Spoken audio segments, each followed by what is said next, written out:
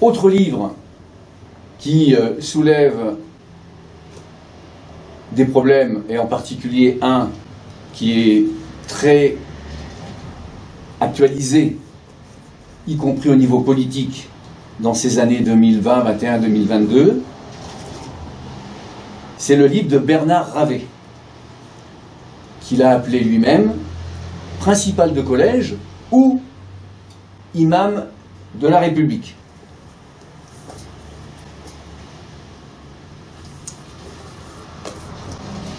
Bernard Ravet ne s'est pas exprimé pendant 15 ans, et ce, jusqu'à sa retraite. En effet, il était principal de collège, et donc son statut de fonctionnaire de l'éducation nationale lui imposait de ne pas s'exprimer. Même en dehors de toute notion de pas de vague, comme on a entendu assez souvent par les temps-ci.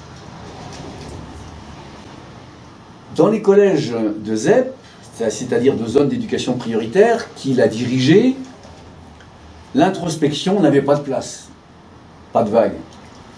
Et pourtant, il était confronté à des situations graves et à des urgences. Bon, lui d'ailleurs, et les enseignants qu'il gérait. Et je peux d'autant plus en parler que j'ai été moi-même enseignant certifié de collège toute ma carrière.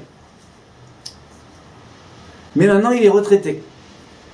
Et donc, il raconte la violence, l'hypocrisie de certains hommes politiques, et surtout l'immense solitude des personnels de direction et aussi des enseignants. Il considère que sa vie, comme chef d'établissement, s'apparentait à celle de commissaire de police ou de directeur d'ONG. Son constat est simple et on peut dire affligeant.